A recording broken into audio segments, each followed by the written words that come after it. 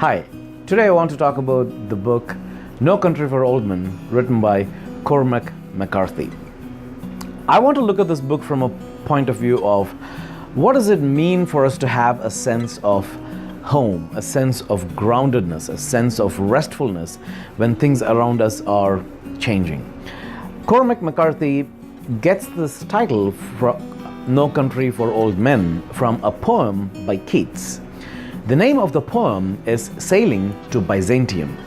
Keats writes this poem, Sailing to Byzantium, when he's an old man. He sees himself standing on a ship on his way to Byzantium. So Byzantium is Constantinople. That's today's Istanbul. For Keats, England, the way it had been shaped by materialism, was something that he detested. He felt like there was no space for beauty, no space for morality, no space for transcendence.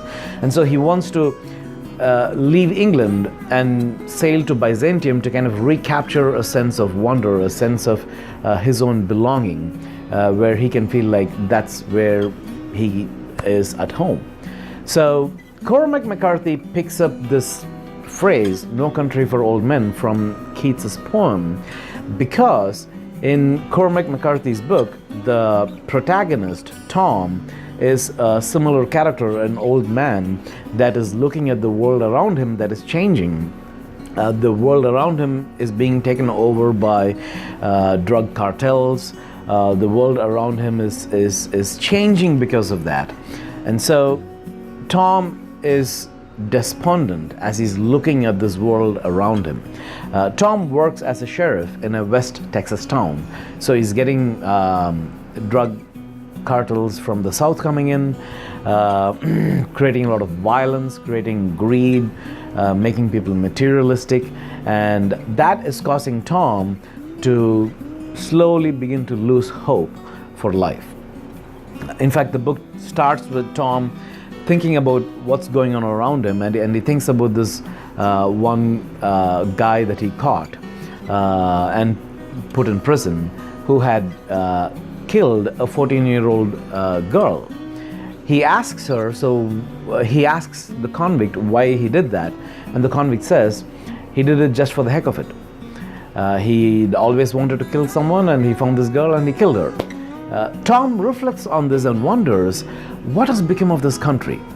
And that's where this mood of or this theme of No Country for Old Men comes.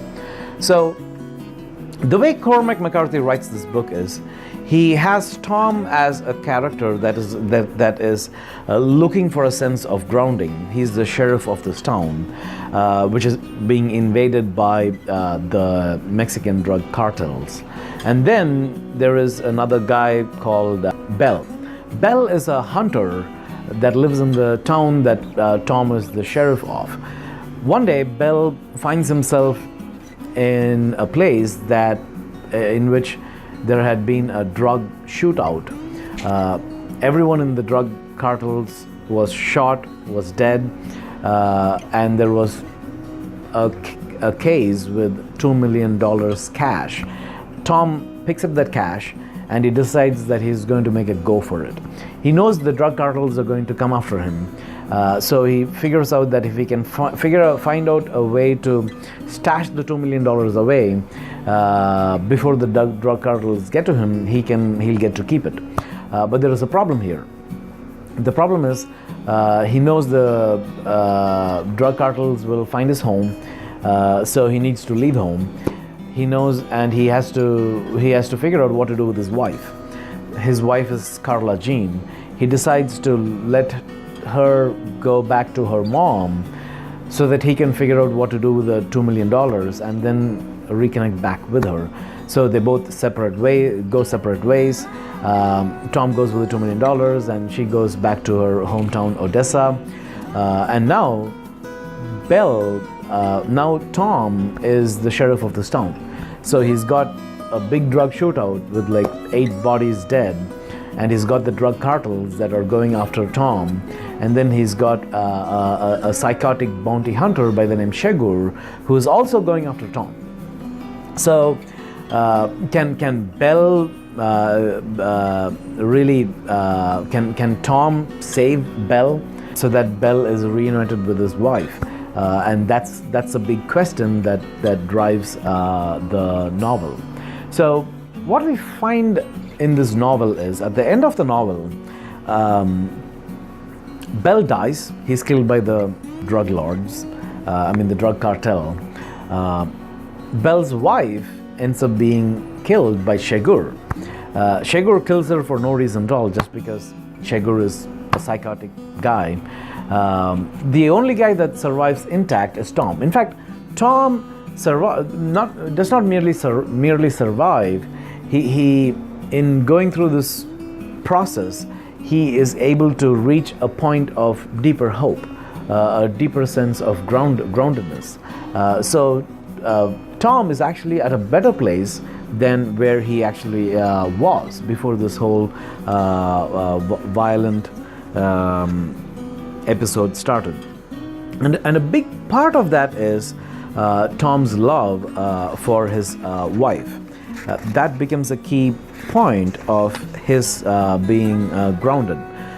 So in the book, we often see Tom reflecting on what's going on, and we get a glimpse of his reflections. So this is what he says. Like at the end of the book, in what's almost the last chapter, he's talking with his wife, and he says, at supper this evening, she told me she'd been reading St. John's Revelations. Anytime I get talking about how things are, she'll find something in the Bible. So I asked her if Revelation had anything to say about the shape of the things was taking. She said she'd let me know. I asked if there was anything there about green hair and broken noses. She said, not in so many words, there wasn't. I don't know if that was a good sign or not. Then she came around behind the chair, put her arms around my neck, and bit on my ears. She's a very young woman in a lot of ways. So what you have here is a beautiful relationship between Tom and his wife. In fact, at an earlier point in the novel, he actually tells her, he actually reflects that he couldn't do this job without a wife. So what is it about the relationship between Tom and his wife that gives him a deep sense of grounding? When you look at Belle, the guy that separates from his wife to get the $2 million and dies, he is very reticent towards his wife. The relationship with him and his wife is kind of distant. The only woman with whom he is vulnerable is a teenaged hitchhiker who he finds as he's running away from the drug cartel, and she's the woman that he's vulnerable with in sharing what's going on in his mind. Even on the phone, when his wife asks him what's going on, he doesn't tell her a whole lot. So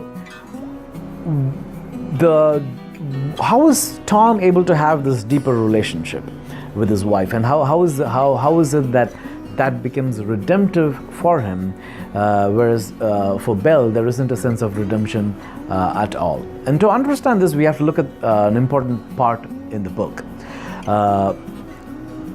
The book No Country for Old Men was made into a movie by the Coen brothers.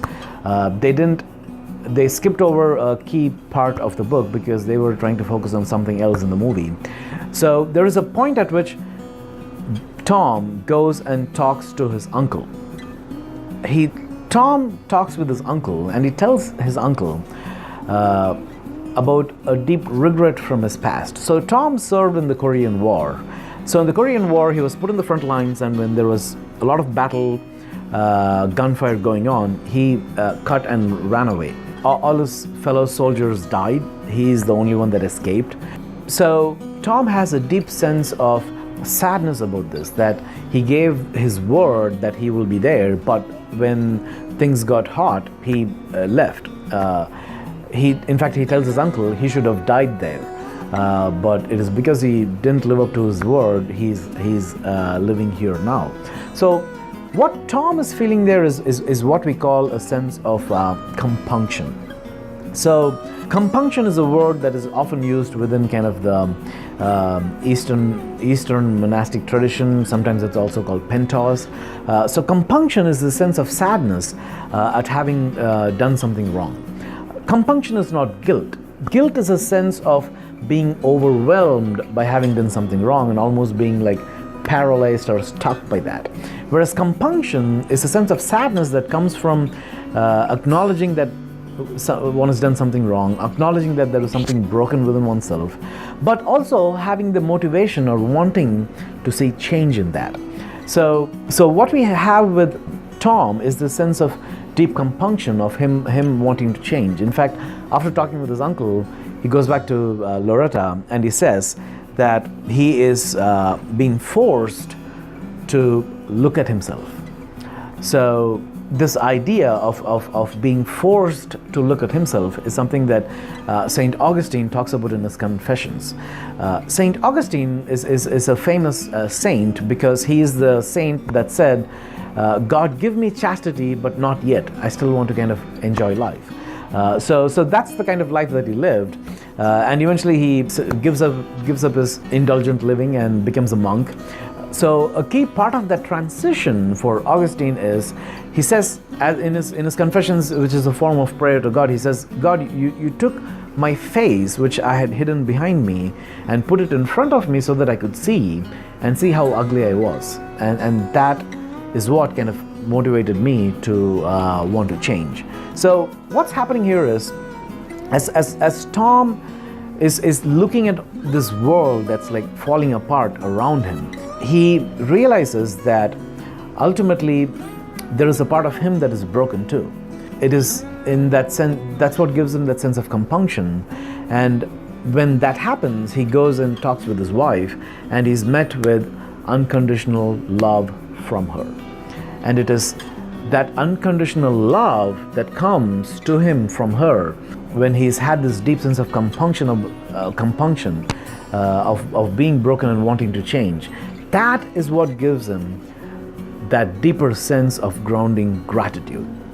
And it is ultimately that deep sense of that grounding gratitude for the unconditional love of his wife towards him, within the context of his own compunction, of acknowledgement of his own brokenness. That is what gives him that sense of ultimate kind of rest. So from within Christian theology, this sense of deepening of Tom's love for his wife and this sense of him finding his rest in that, even as everything around him is changing, is what we call conversion experience. In the sense that when you look at conversion, it's got the sense of compunction, of saying, okay, I've done some things that are wrong. There is a sense of brokenness in that, and compunction acknowledges that, but it is not guilt, as in being overwhelmed by that feeling. It is a sadness that says, okay, but I still want to change. And that compunction, when it's met by unconditional love from Christ on the cross, Christ dying on the cross is a representation of God's unconditional love for us. It is when we meet that kind of an unconditional love that we grow into a deeper sense of gratitude. And it is the gratitude that comes from that, and that's what grounds us in a way of giving us rest. So Augustine, in fact, opens his Confessions by saying, "Vast are you, my God, and we do not find our rest unless we find our rest in you. We are restless unless we find our rest in you." So the question that this really brings to us from the point of view of Christian theology is, where is our grounding for our gratitude? Is the grounding for our gratitude coming from Jesus died on the cross for me, and the unconditional love that comes from that to us? Or is the grounding for our gratitude coming from something else? If the grounding for our gratitude is coming from something else, as it was for Bell, for example, he wanted those $2 million, and that's what made him that's what he thought will make him feel grateful. So he gives up everything else to get that $2 million, and then he loses that too. Whereas Tom is one who looks within himself and finds out, okay, this needs to change, and allows the unconditional love of his wife to come into that place and allow a deep sense of gratitude to develop from that. And that becomes his place of rest and belonging. Are we allowing the unconditional love of Christ to be the place where we have our deeper grounding for our gratitude? How is our compunction making us deeply grateful for this unconditional love that Christ shows us from the cross? So Tom and Belle remind me of the parable of the wise versus the foolish builder that Jesus talks about. The wise builder builds his house on rock. The foolish builder builds his house on sand. When the floods come, the foolish builder's house gets washed away and the wise builder's house stands. What we have here is Tom, who's the wise builder, whose house gets built on this deep gratitude that he has for the love of his wife. And then you have Belle, who has a house, he has a wife. From the outside it looks like it's fine, but deep within there is no foundation at all. When the temptation for $2 million comes his way, his whole household gets washed away. Whereas Tom, because of his deeper grounding, deep grounded gratitude for his wife, stays. And the question to us is, are we allowing, where is the grounding of our gratitude? Are we allowing Christ and what he's done for us on the cross and the unconditional love that comes from that to be the place where our life gratitude finds its grounding? If so, then we will be those people that truly find our rest in him, no matter what changes around us. If not, we'll find ourselves being restless, being blown away by the wind. And the fact of the matter is, there are times at which we will feel like we are resting well in him. There are times at which we'll feel like we are not, which is why our regular quiet time is a priority, so that we are able to make our connection with Christ, so that we are able to rest with him. And even in the book, so much of Tom's meditation when he's thinking about himself is about his wife. Some of it is about his dad, but a big part of that is about his wife. So what do we meditate on? If we allow ourselves to meditate on the unconditional love of Christ, our gratitude will get grounded in that. If we don't, if we keep thinking about money and different things, then that's where our path will lead. So to me, there is so much in this book apart from what I said, but I just wanted to kind of focus on that because to me, the relationship between Tom and his wife was so special, and to me, it almost seemed like Loretta was a Christ-like figure to Tom. Which is why I particularly wanted to focus on that aspect of our sense of compunction, our sense of feeling Christ's unconditional love for us, and being grounded in the gratitude that comes from that, so that we find our rest, belonging, and our home in that as we live in this world. So, thank you. If you like this video, please feel free to share it. Or press like here in Facebook or YouTube or wherever you find this. You can find more of my videos on theoview.org, theoview.org. Until we see you in the next video, thank you. Bye.